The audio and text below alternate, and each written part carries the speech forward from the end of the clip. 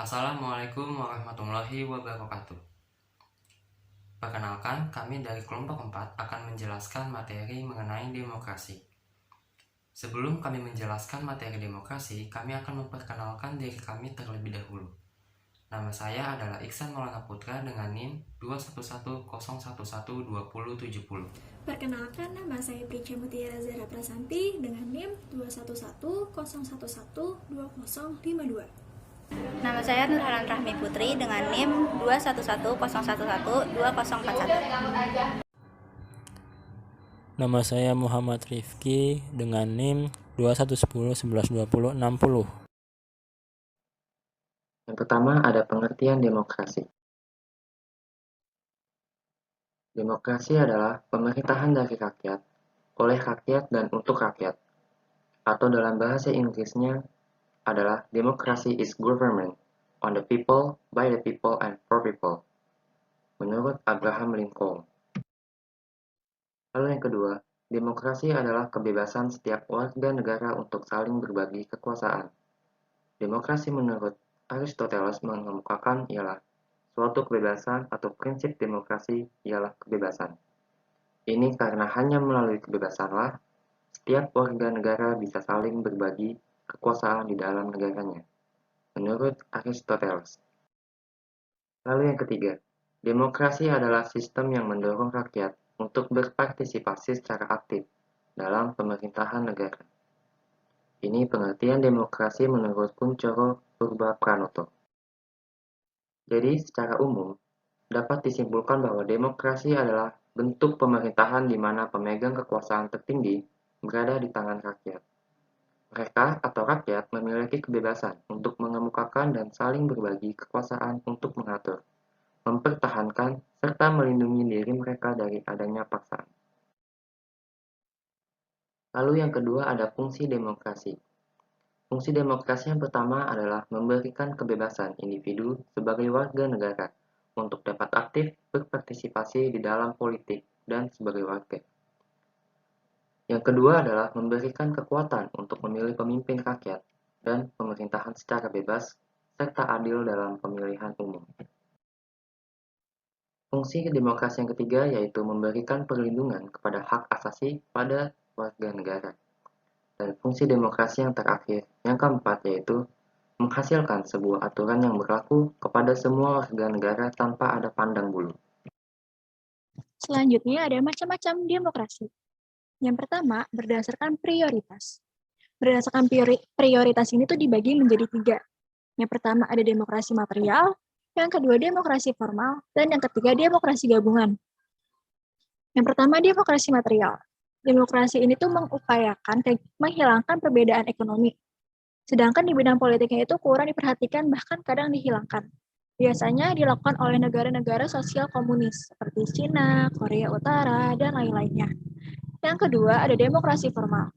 Demokrasi formal ini tuh menjunjung tinggi persamaan dalam bidang politik tanpa disertai upaya untuk mengurangi atau menghilangkan kesenjangan dalam bidang ekonomi. Biasanya itu dilakukan oleh negara-negara liberal seperti Amerika Serikat. Dan yang terakhir, demokrasi gabungan. Demokrasi ini merupakan campuran dari demokrasi material dan demokrasi formal. Demokrasi ini tuh berupaya menciptakan kesejahteraan seluruh rakyat dengan menempatkan persamaan derajat dan hak setiap orang. Selanjutnya ada demokrasi berdasarkan atas dasar penyaluran kehendak rakyat. Yang pertama ada demokrasi langsung, dan yang kedua ada demokrasi tidak langsung. Demokrasi langsung ini tuh maksudnya mengikutsertakan setiap warga negara dalam permusyawaratan untuk menentukan kebijaksanaan umum negara. Contohnya itu kayak pemilu. Dan yang terakhir, demokrasi tidak langsung. Maksudnya itu tidak mengikutsertakan setiap warga negaranya dalam permusyawaratan. Contohnya itu kayak mengkritik pemerintah melalui media sosial. Dan yang terakhir ada demokrasi berdasarkan ideologi.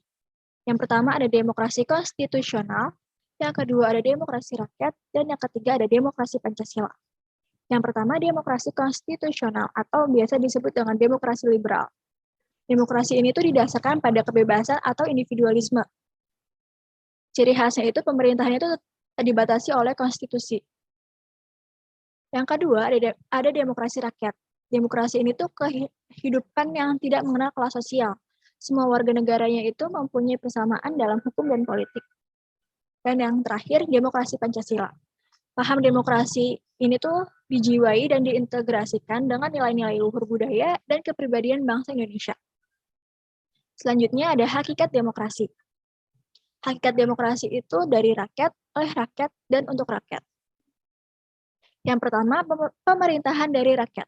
Pemerintahan yang diakui dalam demokrasi adalah pemerintahan yang mendapat pengakuan dan dukungan dari rakyat. Yang kedua, pemerintahan oleh rakyat. Pemerintahan oleh rakyat berarti bahwa suatu pemerintahan menjalankan kekuasaannya atas nama rakyat, bukan atas dorongan dirinya sendiri. Dan yang terakhir, pemerintahan untuk rakyat. Kekuasaan yang diberikan oleh rakyat kepada pemerintah dijalankan untuk kepentingan rakyat.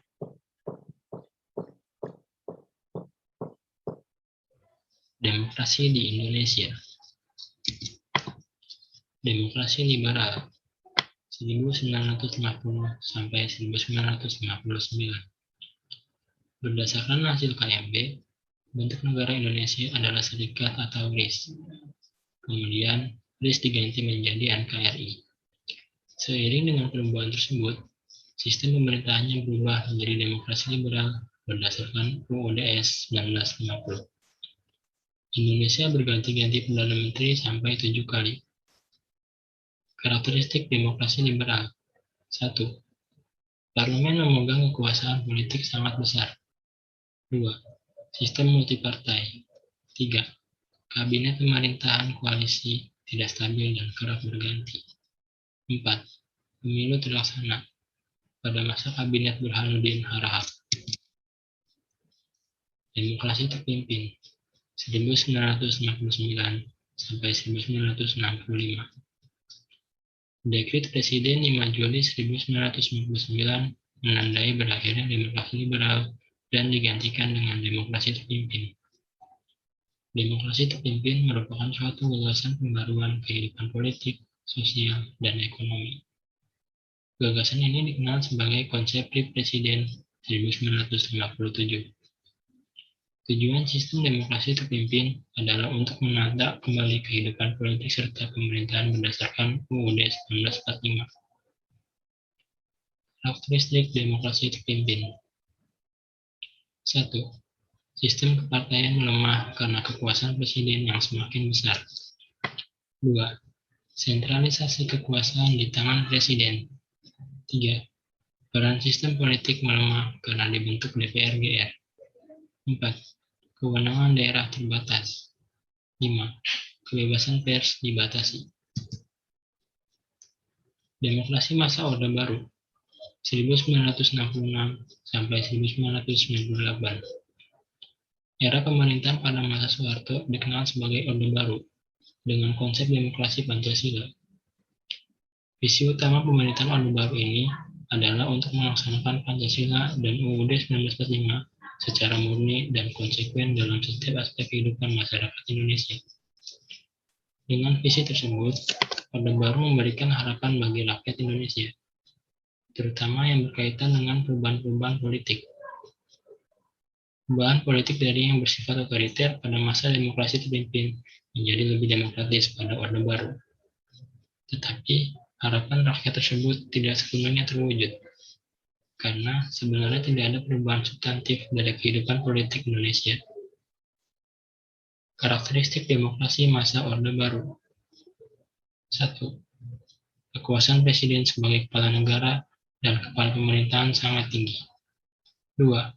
Partai politik dibatasi jumlah dan peran politiknya, pemilu terselenggara teratur setiap 5 tahun. 3. Tidak ada pergantian kekuasaan politik. 4. Rekrutmen politik bersifat tertutup. 5. Adanya konsep bifungsi ABRI. 6. Kebebasan pers dibatasi. Demokrasi masa reformasi 1998 sampai sekarang. Karakteristik demokrasi masa reformasi. 1. Sistem pemerintahan presidensial. 2. Multipartai. 3. Sistem pemilihan langsung untuk presiden dan kepala daerah. 4. Lembaga perwakilan dibagi menjadi DPR dan DPD. 5. Desentralisasi kekuasaan dengan model otonomi daerah. 6. Kebebasan pers lebih baik. 7. Dibentuknya komisi-komisi independen negara seperti KPK. Slide berikutnya ada survei demokrasi tahun 2021. Di sini ada presentasi puas itu 47,6%, tidak puas presentasinya 44,1%, tidak menjawab 8,3%, sangat puas 0,4%, cukup puas 47,1%, kurang puas 37,1%, dan tidak puas sama sekali 7%. Jadi total keseluruhan presentasi puas ada 47,6% dan tidak puas 44,1%. Selanjutnya ada kepuasan masyarakat terhadap kinerja pemerintah tahun 2021. Presentasi puas 58,1%, tidak puas 34%, tidak sama sekali 2,4%. Selanjutnya, kepuasan masyarakat terhadap kinerja pemerintah sebelum pandemi. Presentasinya puas 70%. Selanjutnya, terdapat 1.200 orang responden dan pihak yang melakukan survei adalah Indikator Politik Indonesia. Waktu pelaksanaan survei 17-21 September 2021. Slide selanjutnya ada permasalahan demokrasi di Indonesia. Ada struktural, yang pertama korupsi politik, kedua oligarki politik, ketiga oligarki media, keempat kesenjangan ekonomi.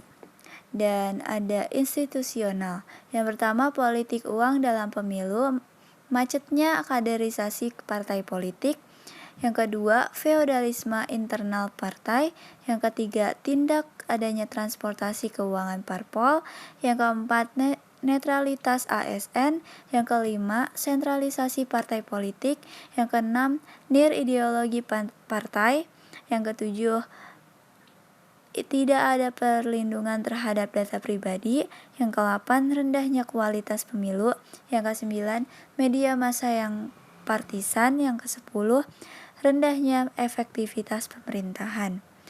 Ada kultural, yang pertama politik dinasti, kedua hoaks dan ujaran kebencian, yang ketiga rendahnya literasi, yang keempat adanya buzzer, yang kelima rendahnya partisipasi politik, yang keenam diskriminasi terhadap minoritas dan politik identitas. Selanjutnya ada agensi, yang pertama hilangnya oposisi, yang kedua ancaman kebebasan berpendapat dan berserikat, yang ketiga imunitas terhadap pelanggaran HAM, yang keempat teror siber terhadap kelompok kritis dan kriminalisasi kelompok kritis. Selanjutnya kelompok kami akan menampilkan video contoh-contoh demokrasi yang ada di Indonesia. Sekian dari presentasi kelompok kami, kurang lebihnya mohon maaf. Terima kasih atas perhatiannya. Wassalamualaikum warahmatullahi wabarakatuh. Buruh tani mahasiswa rakyat miskin kota.